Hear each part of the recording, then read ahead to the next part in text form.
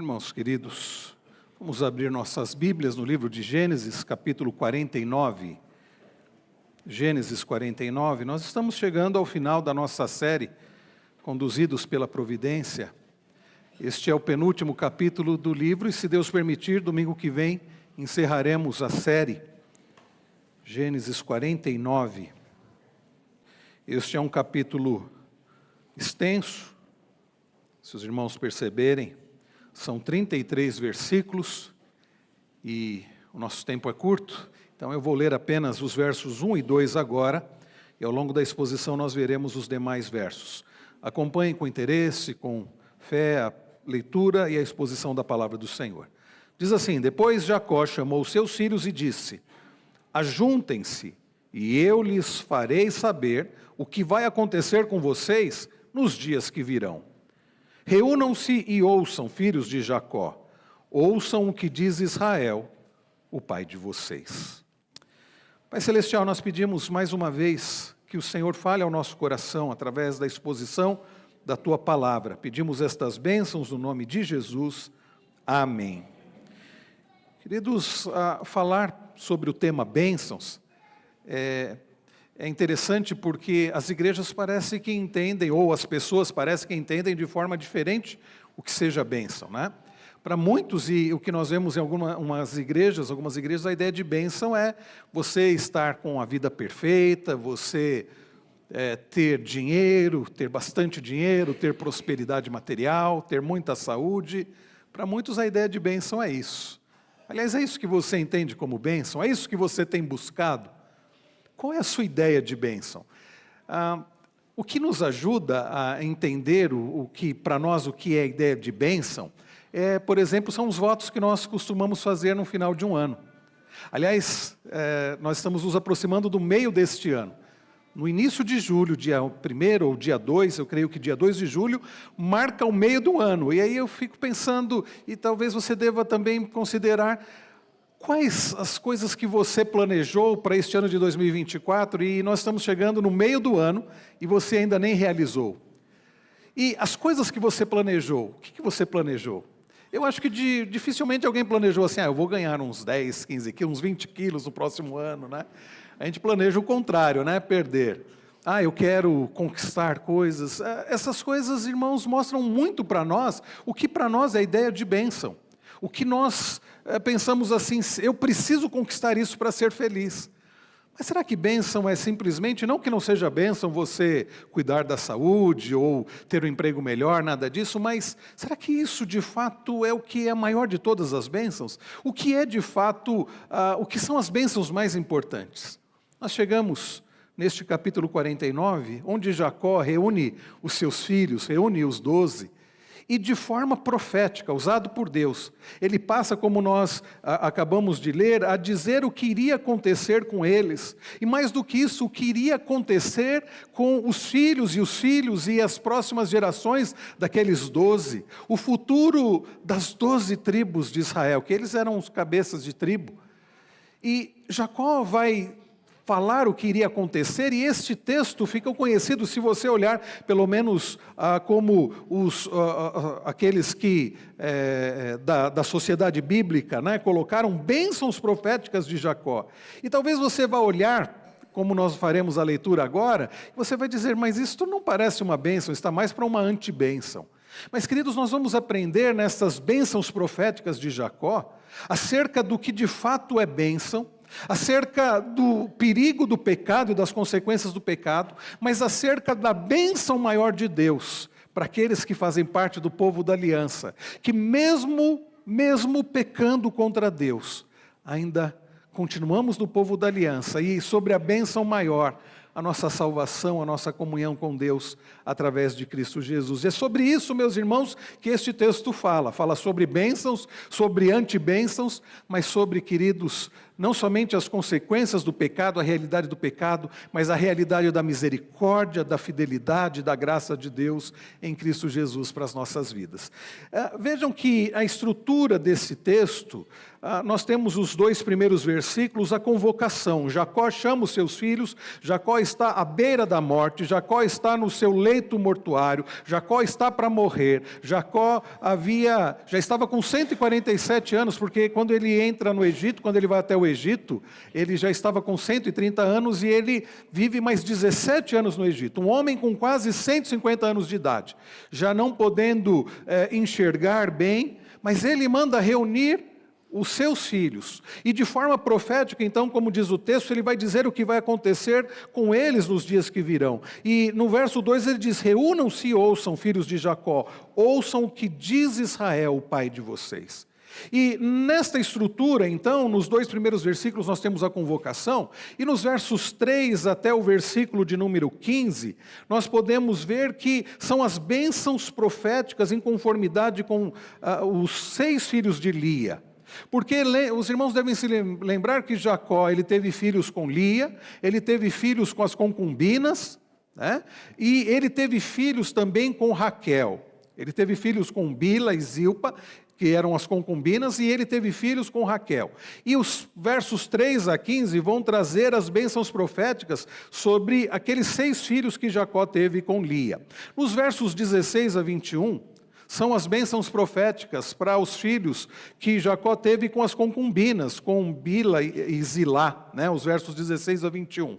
E dos versos 22 a 27, as bênçãos sobre os 2 filhos que Jacó teve com Raquel, né? José e Benjamim. José e Benjamim.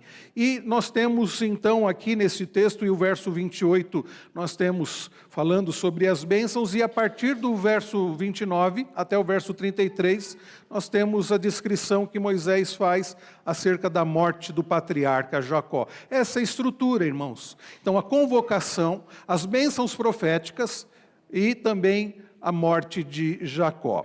Quando nós olhamos dos versos 3 a 15, nós podemos verificar as bênçãos proféticas em relação aos filhos que Jacó teve, aos seus 6 filhos com Lia. E começa com Rúben. Por que com Rúben? E a sequência aqui, né, vai fugir um pouquinho, mas a sequência aqui é por ordem de nascimento dos filhos. Há uma pequena inversão, mas o início é exatamente esse. O filho mais velho era Rúben, o primogênito, que poderia gozar das bênçãos da primogenitura, e naquela época isso era algo muito sério, isso era algo muito forte. O filho primogênito, ele tinha privilégios. Mas acompanhem comigo na leitura e vejam que terrível a forma como Jacó vai falar com Rúben, e que terrível são as palavras em relação àquele homem. Rúben, você é o meu primogênito, minha força e as primícias do meu vigor, o mais excelente em dignidade e o mais excelente em poder. Vocês assim, começou bem.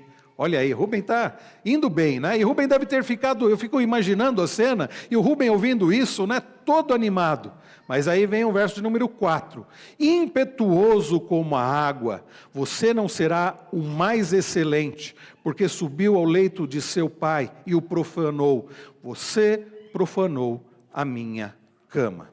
Percebam, irmãos queridos, que como primogênito, Rúben tinha orgulho da posição, mas Jacó vai trazer à memória o fato de que Rúben profanou o leito de Jacó. Rúben, ele se deitou com uma das concubinas do seu próprio pai. E por que Rúben faz isso?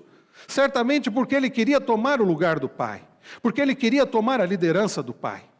E coisa terrível, que desrespeito com o pai, que desrespeito com o próprio Deus. Foi aquele, e é curioso porque quando nós olhamos a respeito da história de Rúben, como diz um comentarista bíblico, foi aquele cujos planos nunca davam muito certo.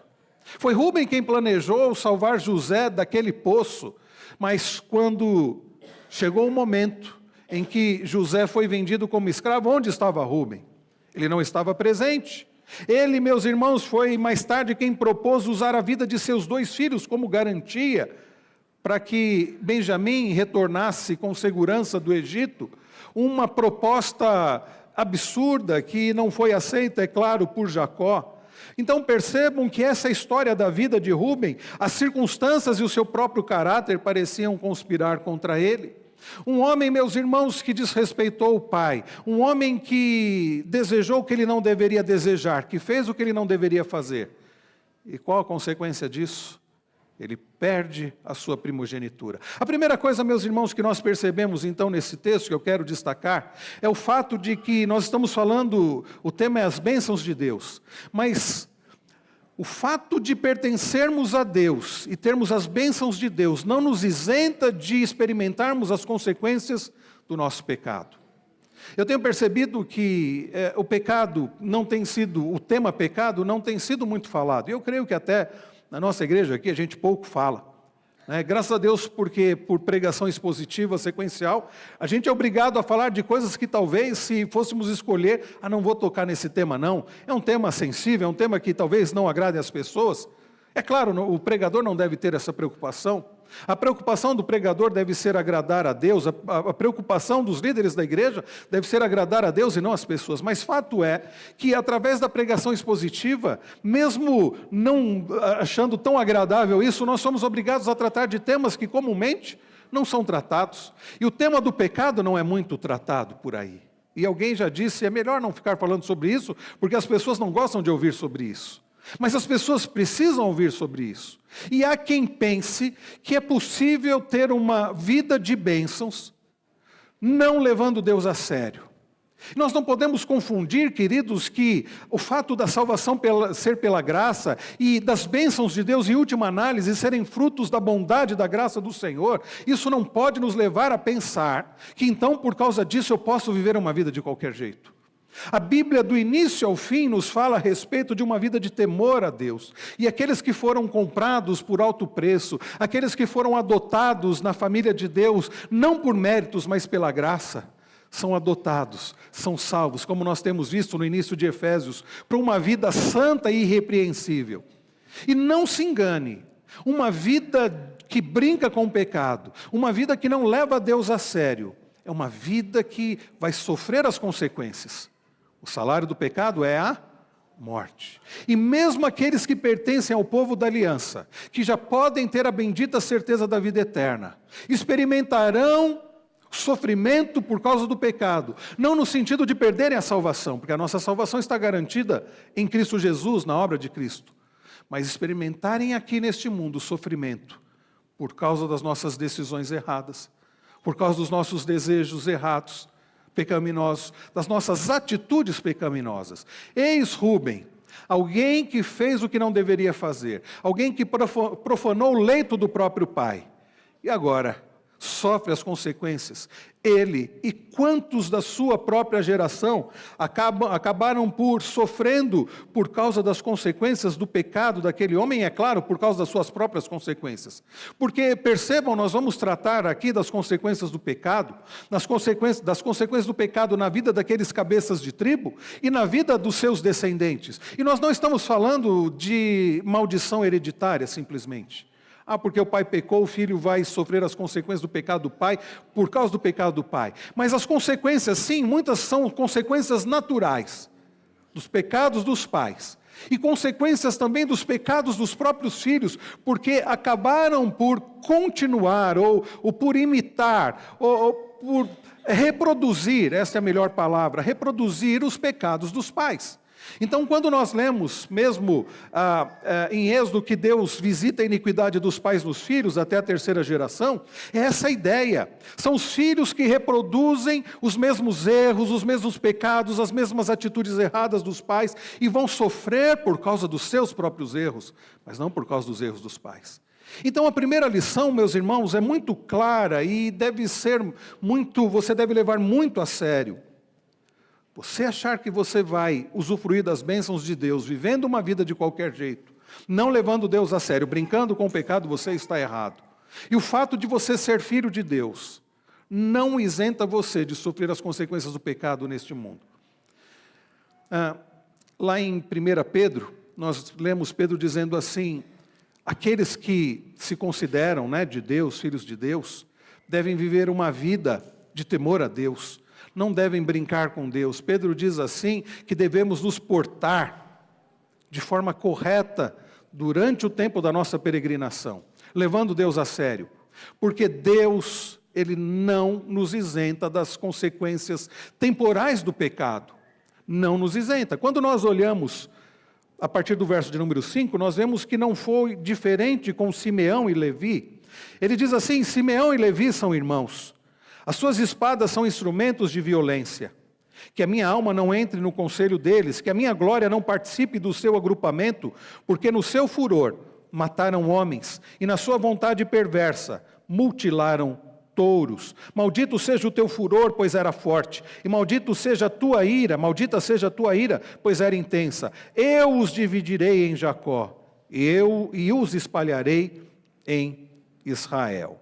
Percebam, queridos, Simeão e Levi, aqueles que enganaram, massacraram os homens de Siquém, por causa de uma vingança desenfreada e descabida, uma vingança desproporcional. É fato que a irmã deles havia sido profanada. É fato que Diná havia sofrido nas mãos dos homens daquela cidade, Siquém. Mas o que Simeão e Levi fizeram foi extremamente desproporcional. Foi um massacre sem precedentes. Eles enganam os homens daquela cidade. Eles fazem com que os homens daquela cidade se circuncidassem. E após a circuncisão, e é claro, alguém depois de passar por uma circuncisão, perder sangue, está fraco. E aqueles dois pegam suas espadas e entram naquela cidade. E naquele momento de grande vulnerabilidade daqueles homens, eles matam todos aqueles homens. O texto lá não revela isso, Gênesis 35, depois os irmãos podem ler, não revela que eles também alejaram os bois, mas aqui é dito, aliás, uma observação, irmãos, nós estamos tratando de uma parte muito interessante e difícil das Escrituras, porque se vocês observarem o texto a partir do verso de número 2, o texto está recuado. Vocês estão percebendo que o texto está recuado, os versículos? Não está alinhado como as demais passagens. Aí você pode pensar, será que houve desatenção por parte de quem fez a diagramação? Não. Esse desalinhamento do texto é para mostrar que há aqui uma mudança, meus irmãos, de estrutura literária. Enquanto o restante do texto nós temos uma narrativa, aqui entra um estilo mais de poesia. E o que nós temos aqui são palavras, algumas delas até de difícil, para a gente decifrar de forma difícil, assim como Ezequiel, Daniel e Apocalipse. Mas fato é, meus irmãos, de forma clara, Jacó está trazendo a profecia ali contra Simeão e Levi, mostrando que por causa dos pecados deles, daquela matança toda, eles sofreriam consequências e eles seriam divididos, a sua descendência seria dividida em Jacó e espalhada em Israel. A ideia de divisão, e principalmente aqui espalhar, é a ideia de perder força. E de fato, ao longo da história, nós podemos ver que houve essa divisão, resultante aí do pecado daqueles homens, Simeão e Levi. Consequências do pecado. Consequências do pecado. Pulando, meus irmãos, indo um pouco à frente, olhem comigo o que Jacó vai dizer a Zebulon, verso 13. Zebulon habitará na praia dos mares, e servirá de porto para os navios, e a sua fronteira se estenderá até Sidom. Zebulon aqui, meus irmãos, não está dizendo que ele habitaria nos mares, a ideia de ele ir para os mares, mas uma tribo que ficaria próximo a Sidom, que era uma cidade portuária. E aqui tem a ver, meus irmãos, em relação a comércio. E notem que, ao falar sobre praias e mares, e servirá de porto para os navios e sua fronteira estenderá até Sidom, a ideia aqui também é a ideia comercial. Mas não se enganem pensando que aqui se trata simplesmente de algo positivo, mas de um perigo, porque aquela tribo, estando próxima a Sidom, estando próxima ao comércio, foram pessoas que levaram muito a sério a busca pelo bem-estar material. E com isso sofreram grandemente. O que o texto nos mostra, meus irmãos, é que nós, em busca das bênçãos de Deus, corremos o risco de colocar a nossa atenção mais em coisas do que no próprio Deus. E não tenham dúvida de que Zebulon sofreu, os descendentes de Zebulon sofreram, porque eles colocaram a sua atenção mais nas coisas materiais do que no próprio Deus. Observem o que Jacó vai dizer para Issacar, verso 14. Issacar é jumento de ossos fortes, deitado entre os rebanhos de ovelhas. E aqui, cuidado, não é uma ofensa não. Hoje em dia, se você chama alguém de burro, de jumento, você está ofendendo, né? Mas aqui a ideia de jumento era um animal de carga. Aqui representa força. E também o jumento era o animal que carregava os reis, né? Que carregava os reis. E não é por acaso que o rei dos reis entrou em Jerusalém montado num jumentinho emprestado. Mas o fato aqui é que está falando de um animal de carga. E viu, vejam o que ele diz no verso 15, viu que o repouso era bom e que a terra era deliciosa. Baixou os ombros à carga e sujeitou-se ao trabalho escravo. Aqui, meus irmãos, é um grande perigo que eu citei ainda há pouco. Há pessoas que acabam por obter vantagens e obter bênçãos materiais e que colocam o coração nas bênçãos materiais. E por causa disso, vejam, se sujeitou ao trabalho escravo. O repouso era bom, procurou a terra melhor, procurou o que os olhos humanos eram vistos como de melhor. Eu fico pensando, irmãos, como isso é forte nos dias de hoje. Pessoas que buscam acima de tudo o conforto. Pais que, acima de tudo, buscam para os filhos o que é de melhor em termos de educação, o que é de melhor em termos de conforto, o que é de melhor em termos de prazer. E vejam, não que seja errado um pai e uma mãe buscar conforto para os filhos, uma boa educação, boas roupas, mas quando se coloca isso como mais importante, a pessoa se torna escravo das coisas materiais. Porque o mais importante, a bênção mais importante, ou as bênçãos mais importantes da parte de Deus não são as materiais. Quantos pais perdendo seus filhos por causa dessa visão materialista, consumista de vida? A partir do verso 16 ele vai tratar com Dan. Dan julgará o seu povo como uma das tribos de Israel. Dan será uma serpente junto ao caminho, uma víbora junto à vereda, que morde o calcanhar do cavalo e faz o seu cavalo cair para trás. Aqui possivelmente a ideia de que Dan era uma tribo pequena, a ideia de serpente, né, que morde o calcanhar do cavalo e faz o cavaleiro cair para trás, a ideia de uma tribo que ainda que pequena conseguia se defender e iria conseguir se defender dos poderosos, dos maiores, como de fato aconteceu. Chegamos no verso 18 e nós temos uma oração, e é curioso, Jacó no meio das bênçãos proféticas, ele faz uma oração, ele diz, a tua salvação espero, ó Senhor. Daqui a pouco a gente volta para esta oração. Verso 19, ele vai falar com Gade. Gade será atacado por guerrilheiros, mas ele lhes atacará a retaguarda. Então, Jacó está falando, Gade vai sofrer também, vai ser atacado. É claro que ele vai conseguir atacar a retaguarda, mas ele não vai ser livre de ser atacado. Azer, o seu pão será abundante e ele produzirá delícias reais. Naphtali é uma gazela solta e ele fala palavras bonitas. Certamente a ideia de gazela aqui é a ideia de destreza, de velocidade, de beleza. Né? Então percebam, meus irmãos, aqui, nessas bênçãos, ou alguns vão dizer até antibênçãos, Jacó não está simplesmente expressando o desejo que ele tem pelos seus filhos e pela sua descendência, mas o que Deus está revelando que aconteceria com eles, com os seus descendentes. E quando nós vamos um pouco à frente, ele vai tratar também de Benjamim, e se os irmãos observarem no verso 27, ele diz, Benjamim é lobo que despedaça pela manhã, devora a presa e à tarde reparte o despojo. Falando aqui como Benjamim seria uma pessoa perigosa, mas fato é, meus irmãos, que dentre essas bênçãos, ou algumas antibênçãos, nós temos aqui revelado como o pecado é coisa séria, como o pecado traz consequências para a nossa vida, como o pecado, meus irmãos, traz consequências para a nossa família. E mais uma vez, nós não estamos falando de uma questão de maldição hereditária, que os nossos filhos vão pagar simplesmente pelos nossos pecados, mas sim, há consequências naturais das nossas atitudes que refletem na vida dos nossos filhos e netos e da nossa descendência.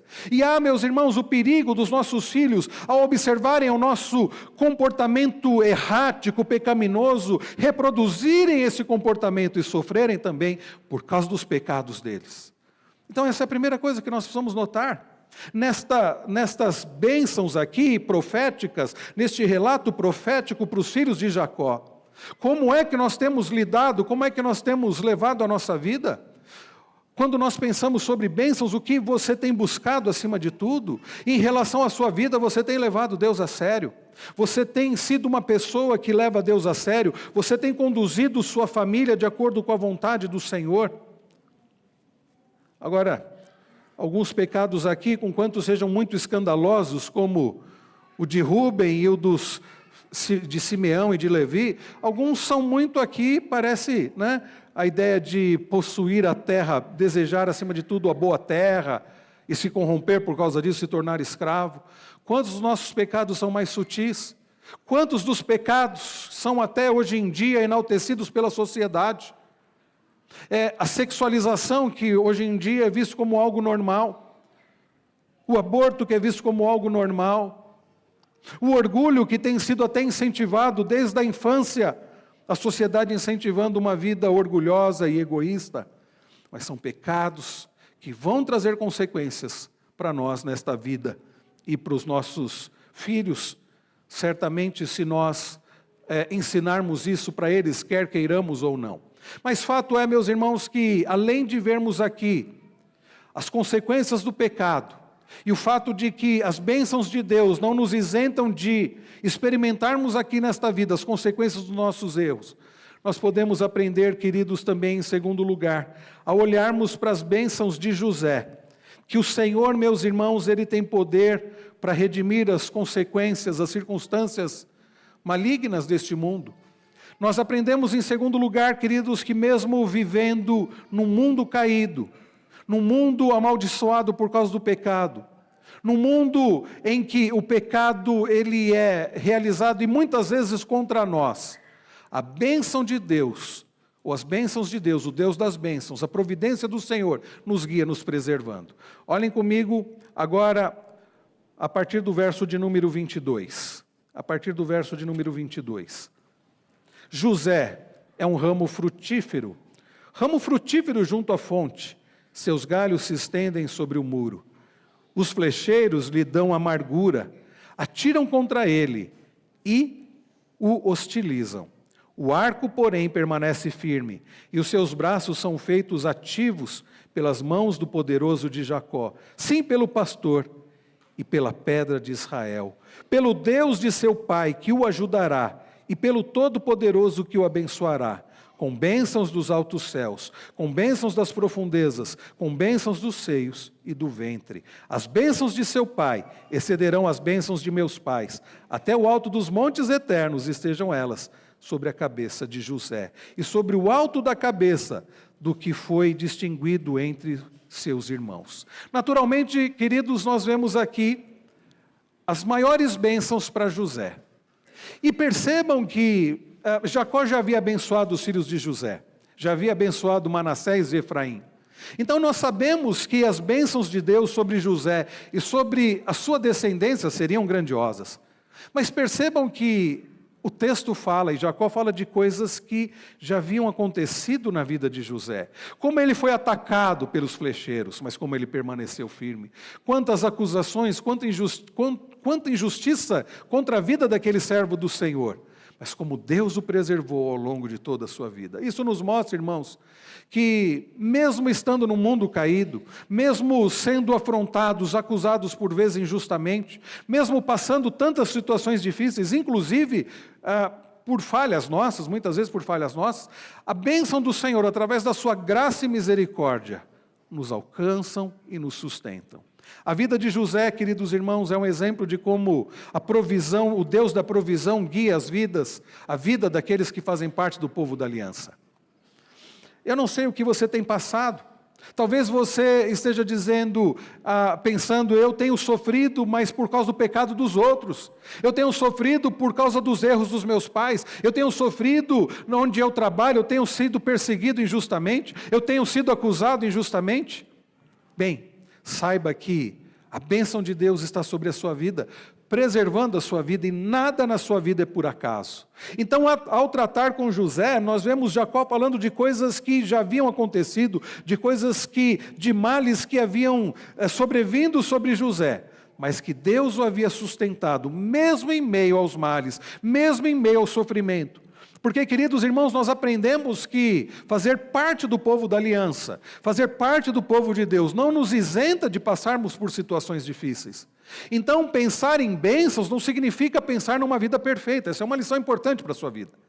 Quando você pensa em bênção, você pensa, não, é uma vida perfeita, livre de dificuldades, de doença, de desemprego, de pessoas difíceis. Nada disso. Uma vida abençoada por Deus constitui-se numa vida sustentada pelo Senhor, guiada pelo Senhor, tratada pelo Senhor, inclusive através do sofrimento, das dificuldades, de injustiças, de pessoas difíceis, de situações angustiantes, de dores. Então, ao pensar sobre a bênção de Deus, não pense numa vida perfeita aqui, mas numa vida sustentada pelo Senhor, apesar dos sofrimentos, mesmo em meio às dificuldades, porque Deus, queridos, usa inclusive as dificuldades, o sofrimento, para trabalhar o nosso coração, para abençoar a nossa vida, para abençoar aqueles que estão ao nosso redor, como foi o caso de José e os seus irmãos, para abençoar a nossa descendência. Coisas, queridos, que talvez passemos de dificuldade, de sofrimento, mas que serão bênção, de alguma forma, para a vida dos nossos filhos, para os nossos descendentes. Coisas que servirão de testemunho do cuidado, da fidelidade, do sustento do Senhor, para aqueles que estão ao nosso redor, para aqueles que virão após nós. Então, meus irmãos, se em primeiro lugar nós aprendemos que uma vida de bênçãos não nos isenta de sofrer as consequências dos nossos pecados, e por isso não podemos brincar com Deus, porque Deus não nos isenta muitas vezes das consequências aqui nesta vida dos nossos pecados, nós aprendemos em segundo lugar que uma vida de bênçãos da parte de Deus, não é uma vida isenta de sofrimentos, de ataques, mas é uma vida sustentada pelo Senhor, mesmo em meio aos sofrimentos, mesmo em meio aos ataques. Verso 26, ele diz, as bênçãos de seu pai excederão as bênçãos de meus pais, até o alto dos montes eternos estejam elas sobre a cabeça de José, e sobre o alto da cabeça do que foi distinguido entre seus irmãos. E assim foi. E assim sobre a descendência de José, assim sobre Efraim, sobre Manassés, assim, meus irmãos, ao longo da história. Mas em último lugar, queridos, eu quero destacar o fato de que, se as bênçãos do Senhor não significam uma vida abençoada por Deus, não significa uma vida isenta das consequências dos nossos pecados, e em segundo lugar, que uma vida abençoada por Deus não significa uma vida perfeita aqui, mas sustentada pelo Senhor mesmo em meio ao sofrimento, em terceiro lugar, a maior de todas as bênçãos do Senhor é a salvação, a graça do Senhor, que nos redime nesta vida e para além desta vida. Ao olharmos, meus irmãos queridos, a partir das bênçãos que Deus traz acerca de Judá, a partir do verso de número 8, nós aprendemos, queridos, que o nosso Deus, através da sua graça e da sua misericórdia, Ele transforma vidas. E Ele, meus irmãos, nos garante a maior das bênçãos, que é a salvação em Cristo Jesus. Olhem comigo a partir do verso 8. Judá, os seus irmãos o louvarão, a sua mão estará sobre o pescoço dos seus inimigos, os filhos de seu pai se inclinarão diante de você. Judá é um leãozinho, da presa você subiu, meu filho. Ele se agacha e se deita como leão, e como leoa, quem o despertará? O cetro não se afastará de Judá, nem o bastão sairá de entre os seus pés, até que venha Siló, e a ele obedecerão os povos. Ele amarrará o seu jumentinho à vide, e o filho da sua jumenta à videira mais excelente. Lavará suas roupas no vinho, e a sua capa em sangue de uvas. Os seus olhos serão cintilantes de vinho, e os seus dentes serão brancos de leite. Irmãos, percebam que a Judá, que não era o primogênito, mas por causa da falha de Rúben, de Simeão e de Levi, Judá acabou alcançando proeminência. Judá que falhou, é verdade, nós temos o capítulo 38 de Gênesis que nos lembra isso. Judá, meus irmãos, que não agiu de forma perfeita, é verdade, nenhum deles agiu, e Judá recebe aqui bênçãos especiais, ainda que para José foram as maiores, as bênçãos mais extensas, nós percebemos que para Judá, em termos de consequências, são ainda maiores, porque diz aqui, seus irmãos o louvarão, e a sua mão estará sobre o pescoço dos seus inimigos, os filhos de seu pai se inclinarão diante de você. Aqui, meus irmãos, é uma profecia, está trazendo coisas dizendo coisas que aconteceriam, e de fato aconteceram. Porque de Judá, se vocês se lembram, descendeu o rei Davi.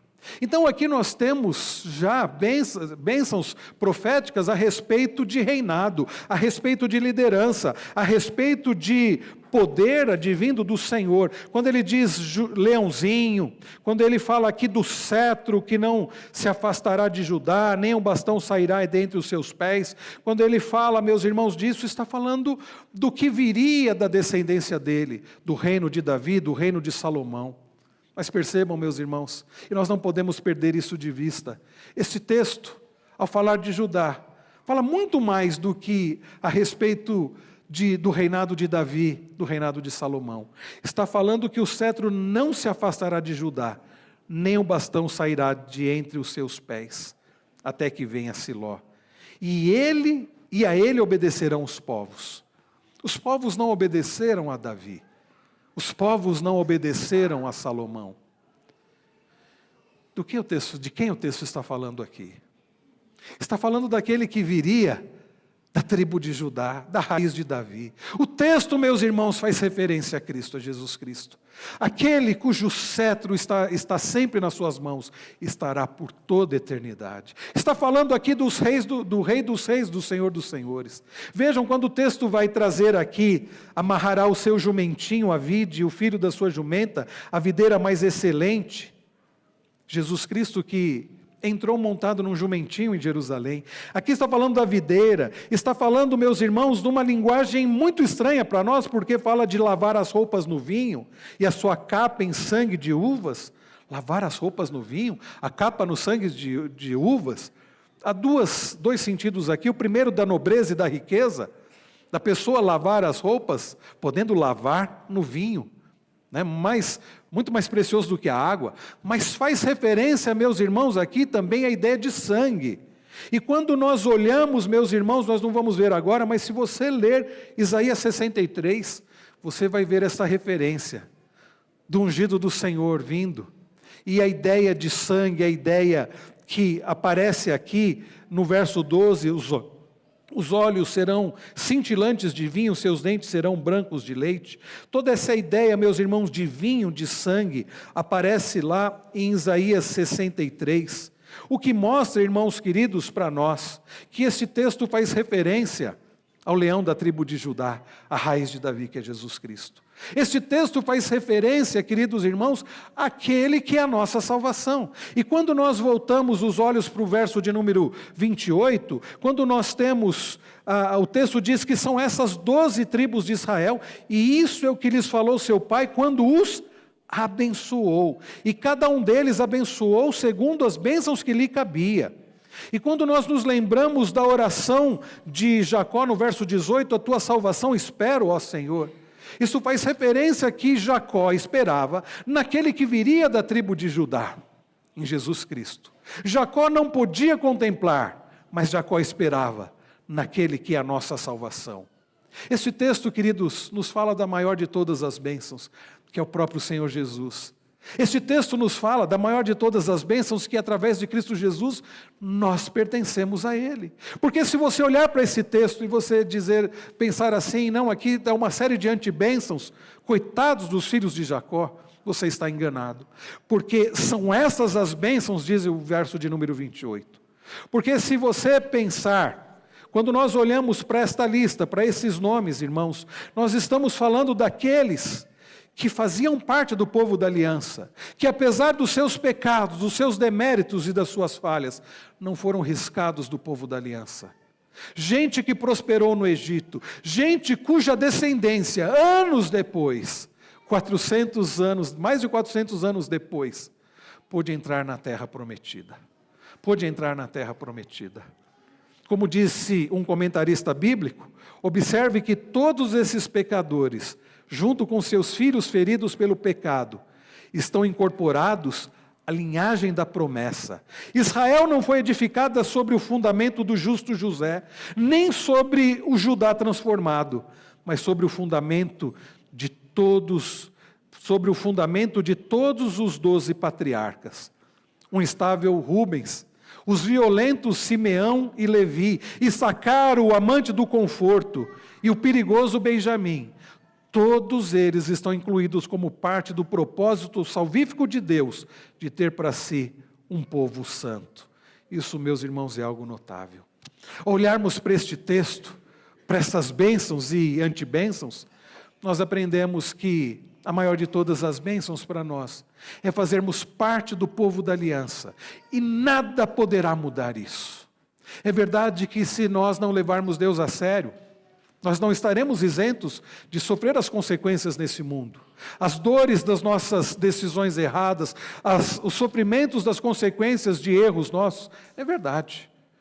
Mas a maior de todas as bênçãos é o fato de que a nossa salvação não está ancorada nos nossos méritos, nos nossos acertos, mas no fato de que, por pertencermos a Cristo, aquele que veio da tribo de Judá, da raiz de Davi, aquele que levou sobre si a culpa dos nossos pecados, nós podemos ter a bendita certeza de que habitaremos com o Senhor para todo sempre. Nós lemos no início do culto, nós lemos durante o culto, Romanos 6:23, o salário do pecado é a morte. Mas nós lemos que o dom gratuito de Deus é a vida eterna em Cristo Jesus. O texto termina falando, e nós não temos tempo para lidar com isso, possivelmente eu volte nisso domingo que vem, a partir do verso de número 29, sobre a morte de Jacó.